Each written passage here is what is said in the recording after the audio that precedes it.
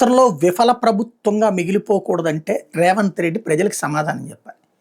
Number 1, అసలు భారతదేశంలో ఆంధ్రప్రదేశ్, తెలంగాణ విడిపోయిన నాడు మిగులు బడ్జెట్‌లో ఉందా లేదా తెలంగాణ?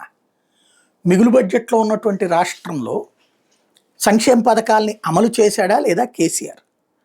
అతను అమలు చేసినప్పుడు అది తప్పు అని చెప్పి మీరు వద్దన్నారా?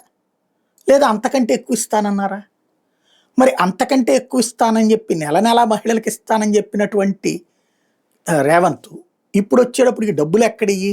ఖజానా ఖాళీ అయిపోయింది. ఇంతకుముందు నువ్వు చెప్తివి కదా, కాళేశ్వరం నాశనం అయిపోయింది, డబ్బులన్నీ నాశనం అయిపోయినాయి, ఇవన్నీ మేము చేస్తామని చెప్పేసి.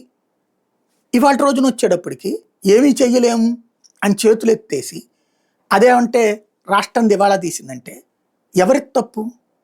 అసలు చక్కగా నడుస్తున్న ఒక వ్యవస్థ, హ్యాపీగా వాళ్ళ బతుకులు వాళ్ళు బతుకుతున్నారు. చిన్న చిన్న సమస్యలు ఉంటాయి, కానీ ఆ సమస్యల్ని గ్లోరిఫై చేసి ఎక్స్‌ప్లాయిట్ చేసి నేను వస్తే అద్భుతం చేస్తానని చెప్పి చివరికి ఏమీ చెయ్యక ఒక బస్సు, ఆ బస్సు దెబ్బకి జనాలందరూ ఇప్పుడు ఆటోలో కూడా ఆందోళన మానేశారు. ఎందుకంటే ఆ బస్సుల దెబ్బకి మగాళ్ళు చివరికి ఆటోలోనూ లేకపోతే ఇతర ట్రావెల్ వైపుకి వెళ్ళాల్సి వచ్చినటువంటి పరిస్థితి వచ్చింది. అదే సమయంలో ఆ బస్సుల వల్ల వాళ్ళకి ఎంతవరకు ప్రయోజనం అయింది అంటే ఎవరికి అర్థం కానటువంటి పరిస్థితి. ఏమైనా ఆర్థిక వ్యవస్థ బాగుపడిపోయిందా? మనం ఏం చెప్పాం?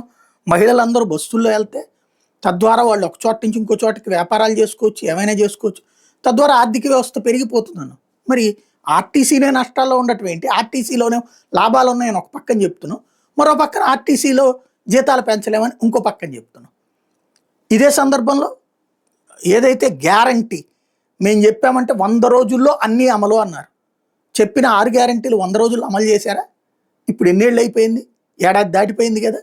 మళ్ళీ ఇంకా కూడా మాకు టైం చాలదు, లేకపోతే డబ్బులు లేవు, దివాళా తీసేసింది రాష్ట్రం అంటే బాగున్నటువంటి రాష్ట్రాన్ని దివాళా తీయించినటువంటి చరిత్ర ఎవరిదవుతుంది? రియల్ ఎస్టేట్ నాశనం చరిత్ర ఎవరిదవుతుంది?